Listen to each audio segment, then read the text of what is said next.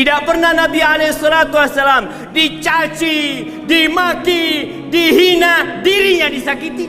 Kemudian beliau balas dendam untuk dirinya sendiri. Nggak pernah. Kecuali tatkala melihat apa yang diharamkan sama Allah dilanggar, ketika itu beliau marah. Untuk siapa? Untuk Allah Azza wa Jalla. Jamaah, marah yang seperti ini seakan-akan sudah hilang dari diri kita. Tatkala manusia hanya memikirkan kursi yang dia duduki, tatkala manusia hanya memikirkan kekayaan yang dia kumpulkan, usaha yang dia bina, dia tidak lagi marah karena Allah. A'udzu billahi minasy syaithanir rajim. Bismillahirrahmanirrahim. Ahibati fillah,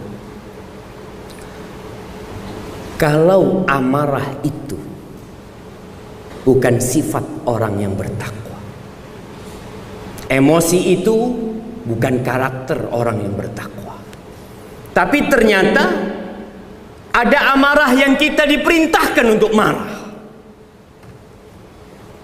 Kita disuruh meluapkan emosi kita.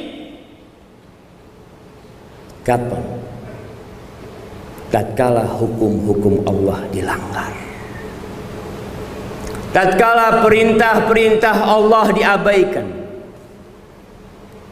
Ternyata kebanyakan amarah kita, coba antum evaluasi sejak antum bisa marah sampai hari ini.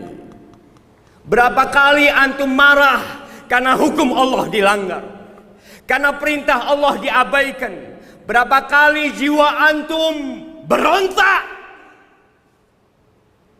tatkala melihat perzinaan, perbuatan-perbuatan nista lewat di depan antum? Berapa kali antum marah? Kata Aisyah radhiyallahu taala anha tentang kekasihnya, tentang baginda Nabi kita Muhammad alaihi salatu wassalam, ma daraba Rasulullah sallallahu alaihi wasallam khadiman qad wala imra'atan. Nabi alaihi salatu wasallam tidak pernah memukul pembantu, tidak pernah memukul wanita, illa ayyujahida fi sabilillah, kecuali ketika beliau berperang, berjihad jalan Allah, beliau melakukan itu. Wa ma nila minhu syai'un qad fayantaqimu li nafsihi. Tidak pernah Nabi SAW dicaci, dimaki, dihina, dirinya disakiti. Kemudian beliau balas dendam untuk dirinya sendiri. Nggak pernah. Illa ayyuntahat min hurmatillahi tabaraka wa ta'ala fayaghdabu lillahi azza wa jalla.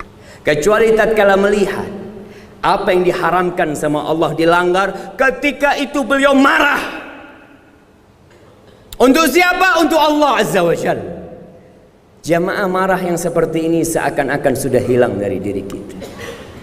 Tatkala manusia hanya memikirkan kursi yang dia duduki, tatkala manusia hanya memikirkan kekayaan yang dia kumpulkan, usaha yang dia bina, dia tidak lagi marah karena Allah. Dia akan marah kalau ada yang ganggu kursi dia. Dia akan marah kalau ada yang ganggu usaha dia, kekayaan dia. Tapi Allah, buat dia bukan sesuatu yang harus marah dengannya. Ahibati fillah, Allah mengatakan wattaqu fitnatan la tusibanna alladhina zalamu minkum khassah wa'lamu annallaha syadidul iqab. Takutlah kalian kepada kekacauan, kepada azab yang apabila turun bukan hanya menimpa pelaku kezaliman, bukan hanya menimpa pelaku pezina, bukan menimpa perampok, bukan menimpa orang-orang yang meninggalkan salat, tapi semuanya dapat. Wa'lamu annallaha syadidul iqab. Ketahuilah azab Allah itu pedih, jemaah. Kita harus berpikir apakah akan membiarkan kemungkaran terjadi di keluarga kita.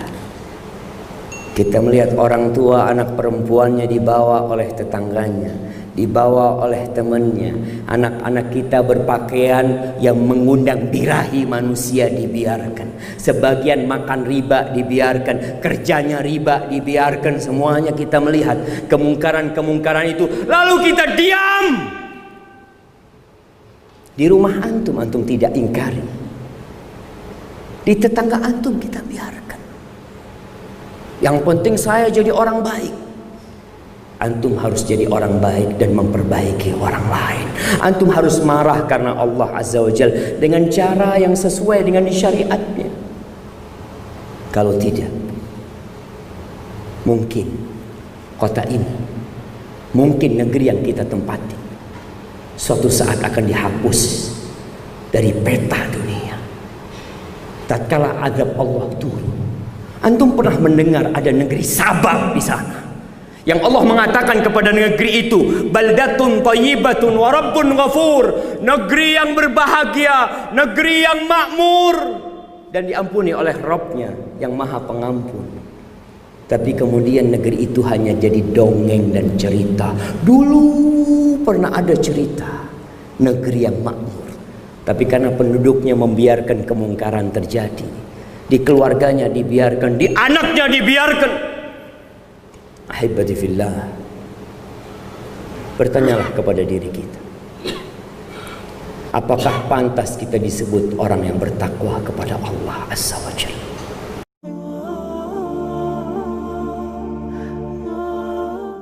Ada istri-istri yang tahu diri dia.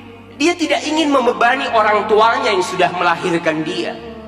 Dia tidak ingin orang tuanya juga sedih dengan kesedihan dia. Cukup sudah ibunya merawat dia.